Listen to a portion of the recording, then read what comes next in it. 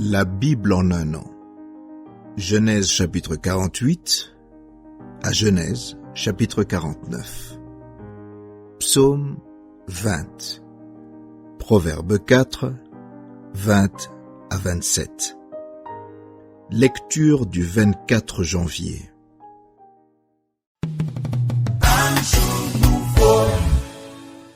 Matthieu chapitre 15 verset 29 à Matthieu chapitre 16 verset 12.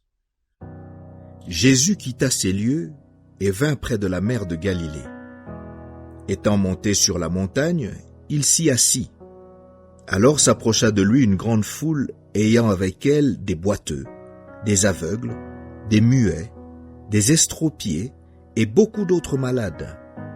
On les mit à ses pieds et il les guérit, en sorte que la foule était dans l'admiration de voir que les muets parlaient, que les estropiés étaient guéris, que les boiteux marchaient, que les aveugles voyaient, et elle glorifiait le Dieu d'Israël. Jésus, ayant appelé ses disciples, dit : « Je suis ému de compassion pour cette foule, car voilà 3 jours qu'ils sont près de moi, et ils n'ont rien à manger. Je ne veux pas les renvoyer à jeûne, de peur que les forces de leur manquent en chemin. » Les disciples lui dirent : « Comment nous procurer dans ce lieu désert assez de pain pour rassasier une si grande foule ?» Jésus leur demanda : « Combien avez-vous de pain ? » « 7, répondirent-ils, et quelques petits poissons.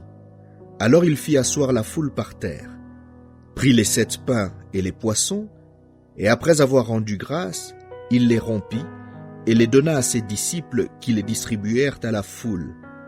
Tous mangèrent et furent rassasiés. Et l'on emporta 7 corbeilles pleines des morceaux qui restaient. Ceux qui avaient mangé étaient 4000 hommes, sans les femmes et les enfants. Ensuite, il renvoya la foule, monta dans la barque et se rendit dans la contrée de Magadan. Les pharisiens et les sadducéens abordèrent Jésus et pour l'éprouver lui demandèrent de leur faire voir un signe venant du ciel. Jésus leur répondit : « Le soir vous dites, il fera beau, car le ciel est rouge. Et le matin, il y aura de l'orage aujourd'hui, car le ciel est d'un rouge sombre. Vous savez discerner l'aspect du ciel, et vous ne pouvez discerner les signes des temps. Une génération méchante et adultère demande un miracle. Il ne lui sera donné d'autre miracle que celui de Jonas. » Puis il les quitta et s'en alla. Les disciples, en passant à l'autre bord, avaient oublié de prendre des pains. Jésus leur dit : « Gardez-vous avec soin du levain des pharisiens et des sadducéens. » Les disciples raisonnaient en eux-mêmes et disaient : « C'est parce que nous n'avons pas pris de pain. » Jésus l'ayant connu dit : « Pourquoi raisonnez-vous en vous-même, gens de peu de foi, sur ce que vous n'avez pas pris de pain ? Êtes-vous encore sans intelligence ? Et ne vous rappelez-vous plus les 5 pains des 5000 hommes et combien de paniers vous avez emportés ? Ni les 7 pains des 4000 hommes et combien de corbeilles vous avez emportés ? Comment ne comprenez-vous pas que ce n'est pas au sujet de pain que je vous ai parlé ?